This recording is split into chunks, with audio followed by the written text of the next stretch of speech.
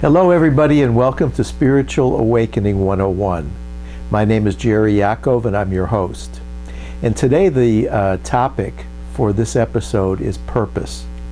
And I can't think of anything more important really than to be mindful of one's purpose. That will determine everything that we think, everything that we do, and everything that we accomplish if we're clear about our purpose.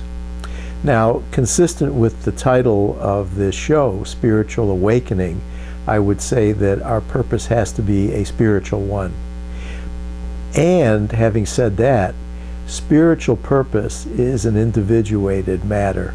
So you want to go within to the spirit within you and ask the questions that are consistent with a spirit-minded, purpose-minded lifestyle. And once you do that, you will be given the instructions. You will be given the roadmap, so to speak, that is individualized for you. And your spiritual purpose may be different than my spiritual purpose at the level of form. It may very well look different. It may very well seem different to an observer. But you're going to know from the inside, your inner thoughts, your mind will know that you are living consistent with your purpose, and it's a spiritual one. So I'm not suggesting or teaching that people do grand things in the world. I'm suggesting and teaching that they do grand things within their minds, and then humbly follow through on that to the best of their ability. And whether it's observably grand or not is not the point. Because as we'll get into in this segment, love is the context in which purpose exists. And love doesn't always manifest in terms of form, but people get the energy. People know when, and you know, I think that's the most important thing. You know when your purpose is consistent with love. Now, I did something different with this episode. I wrote out kind of free consciousness. What do they call that when you write something? Stream of consciousness. And I don't know how it's going to read. And I'm not even sure that I'm going to continue throughout the whole episode reading what I've written. But purpose is the topic for this episode. And I started out by saying that purpose is one's intention. This is your heart's set goal. Now, your heart's set goal or your intention can be for one instant, or it can be for an hour, or it can be for a day. Our friends in the 12-step community say they take one day at a time, and that this day is the first day of the rest of their lives. So right away the implication is very strong, isn't it? It's saying, let's take today and set an intention to be sober, to be abstinent, to be mindful of the higher power within us. And that's what I'm saying, maybe in a little bit different language. But the point is that it's your heart-set intention. And it's not as I said earlier, it's not some grand scheme that you're going to build the next Disney World, and you're the sole proprietor and gain all of the profits. It's a grand scheme within your mind. And how do you know what the grandest scheme of all is? It's set in love, and it's set by your higher power, which I call God. So purpose is the idea of yourself within that'll make you most happy, and it'll make you most fulfilled. Now that's very contrary to what most people teach. Most people teach that what you'll manifest on the outside, at the level of form, physical, observable manifestations, you'll see what it is that you've intended, and your purpose has been fulfilled, and if it's been successful, and people beat a path to your door because you've built a better mousetrap, then you're going to be happy. That's not this teaching. This teaching is not building a better mousetrap or people beating a path to your door. That may happen, but it's not the purpose. And we'll get into a little bit about that. So I go on to say the purpose is the design function that created you. So there is this higher power, this creative, grand power that created you in its likeness and image. And the reason that you're here in a body, in the world with other bodies, is to make a difference. Not to have other people beat a path to your door or build a better mousetrap for purposes of profit. Your purpose is to be consistent with the grand purpose that you were designed to function within. Now, most people don't know what that is. Most people have no clue as to why they're born. So often people will say, and this is the debates of the philosophers, who am I? Why was I born? What's my purpose in being here? Well, I hope this isn't grandiose. I'm attempting to take on in this teaching a suggestion as to why you're here. And I guess I'll give you the punchline early on in the episode. You're here to express love and to share love. And that can be manifest through forgiveness, kindness, compassion. Whatever it is that you were designed, so to speak, individually and uniquely to best express. I am not personally good at tending towards people who are ill and sick, as in the health sciences and the health services. There are others who can. There are doctors, what do they call them? Doctors Without Borders. And they go out into the hinterlands and they share their love through their abilities as surgeons or as healers of some sort. So this is the purpose and design function that each of us has, but we must go within first. Check the love gauge, if you will, what it is that I can most lovingly express, and then ask in terms of my own abilities and talents or education or experience, how can I best express it? Or you may have no abilities and talents and uniqueness. That's quite all right. There's not one of us that can't express the love through reconciliation with others. And I think that's the highest order of purpose. Reconciling with people, showing them that you're accepting of them, that you see them as okay, because most of us don't see ourselves as okay. And if somebody looks at you and you can see that they approve of you just the way that you are, aren't they giving you the greatest gift that they could possibly give?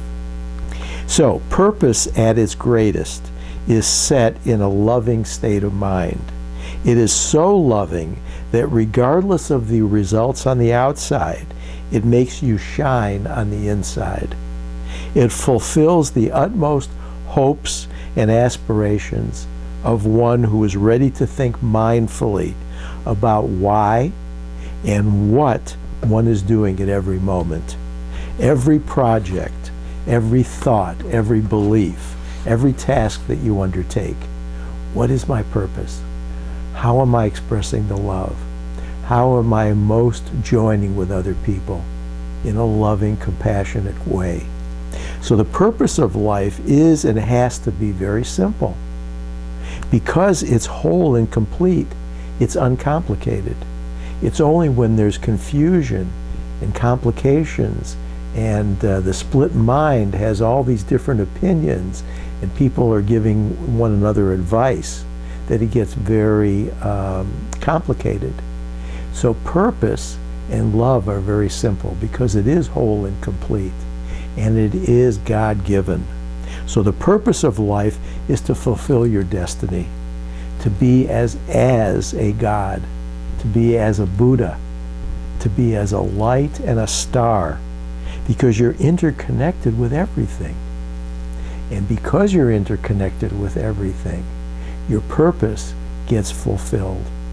If we were separate and disjointed, individuated, then you would have to make people do certain things through control or certain kinds of anger, force, violence. This is the typical way of the world, but it's not centered in purposefulness and mindfulness. It's controlling and making things happen. Here we're talking about a simple, whole and holy purpose. And that is the way you're designed. That is the way you're to function. So you're nothing less than a hologram of everything. And so you're the grandest of schemes on the interior, and then your endeavors will extend out as the holiest of endeavors. But you must get in touch with the inside first. So your purpose may include your work, or your job, or your marriage, or your health, or your parenting, or your grandparenting. Whatever relationships that you find yourself in, it's most important that you ask yourself again, consistent with purpose, what is this for? What am I doing at my job? What is this really for? You know, there have been surveys taken, and most people do not put salary and the money that they make at the top of the list concerning their work. They have a higher purpose. That higher purpose may have been in some way suppressed and kind of squeezed out of them. So what I'm teaching is really a motivational teaching, if you will. I want to remind people to be motivated to your highest purpose. Because as I said earlier, you are consistent with the grandest of schemes. That's how and in what you were created. Why shouldn't you be that and more at your work, or in your marriage, or in your relationships, or in your health and your relationship with your body, your relationship with the world at large? You want to see the world and act in the world consistent with the grandest of schemes. And again, that doesn't mean riches galore or adulation. Oftentimes we don't get that. I had an experience today that I'll share with you. I had intended that there be, I'll say, a workshop of sorts, and it wasn't well attended by any means. And I had to go within to my, exactly what I'm teaching here, the interior, rather than the exterior. And I said I had intended that this workshop or this gathering be consistent with the highest of purposes. I know that's why I wanted to meet with people and interact with them. And the one that was there was a wonderful gathering. And it was consistent in that moment. That was the fruition of my highest intention. That was my purpose. And I have a spiritual teaching that I follow, and that's called A Course in Miracles. And part of A Course in Miracles asks, how many people does it take to transform the world? And the answer, interestingly enough, was very consistent with the gathering today. The answer is one. It only takes one person. One single-minded person who is clear about their purpose and wants to share the love. That's what it takes. And then there are unforeseen effects that I'm not aware of and you're not aware of. It ripples out. Who knows how far? But when you're consistent with the God purpose within you, and that's the expression of love, the number on the outside is in no way an indicator of a successful life. A successful life is living one's purpose on the interior and then trusting the process, which gets taken care of by one greater than ourselves. And I had to remind myself of that today. So whatever you're up to in life, make it purposeful and you will know happiness. Now, first you may know disappointment. You may know disappointments in terms of anger or shame or guilt or grievances. But those are the wounded parts of your mind that need to come up in any case. Now, I thought that what I wanted was a large turnout at the workshop or at this invited gathering. But really what I think the Holy Spirit had in mind for me was for the disappointments to come up, as they have so often in my life, to be healed. consistent with the holiness of my purpose, where is it that I am intending to come from? That's the measure of success. That's the life well lived, not the observable effects. This is at a metaphysical level, friends. Everything that gets done that we're talking about in a purpose-driven life is really not observable necessarily. It may be, but first and foremost, it is a healing. It is an expression of love both within, and then it ripples out to thousands that are unseen. So make your purpose in life an alignment with that love that inspires you. That's what I want to teach and have people understand, that there is a love within you that inspires you, and then it touches everyone else with compassion and caring, and with a sense of reaching out and touching them with kindness. Loving kindness is the purpose of healing. If I can express loving kindness, I'm really giving it to myself, because everything that I express, I must have within me, and I'm aware of it within me, and then I'm able to share it. So I'm gaining the healing power of the loving kindness that I'm giving. There's a wonderful workbook lesson. I know my wife, who's with me here, knows the workbook lesson. In truth, giving and receiving are one. So when I give that loving kindness, aren't you and I receiving it? And it's undoing the harm and hatred that we see on the planet. But it may not be in the form that we expect. But that's all right, because there is one greater than ourselves who is in charge of the planet, not us. Another phrase that comes to mind from A Course in Miracles is, seek not to change the world, but seek to change your mind about the world. And that's what we're doing, is changing our minds when we align our purpose with the holiness of love.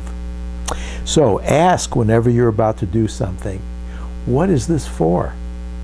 If it's loving, if it's kind, if it's caring, if it's of service to whomever and whatever, then you're on the right road and you have the fulfillment of a noble purpose.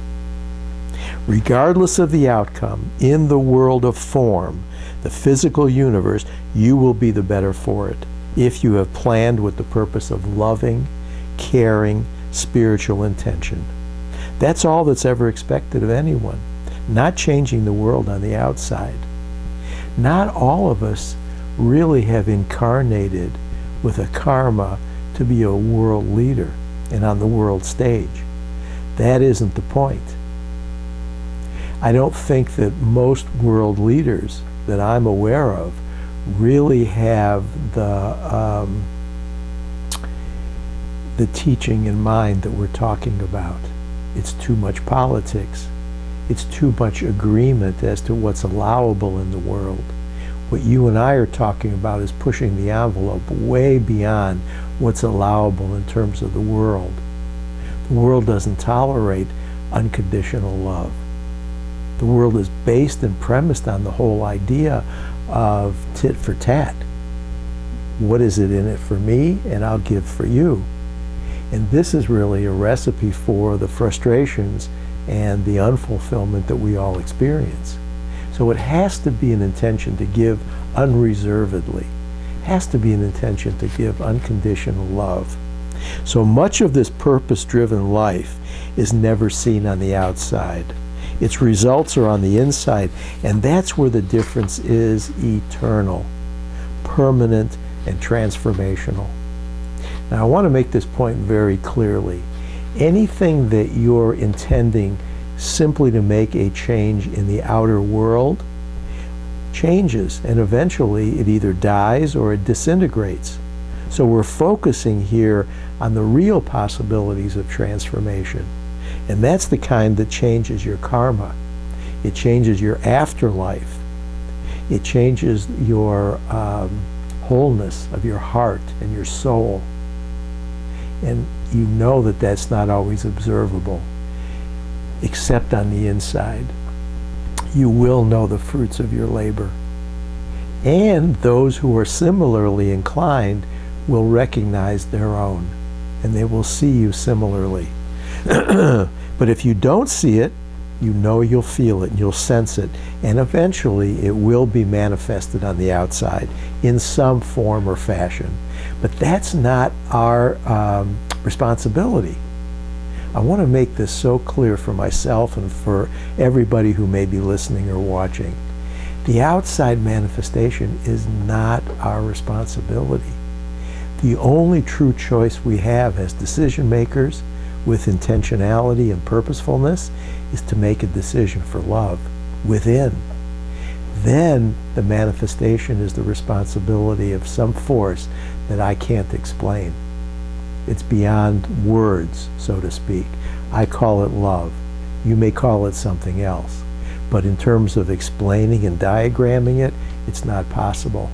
So we're looking at the mechanism of purposefulness, and then the manifestation we trust.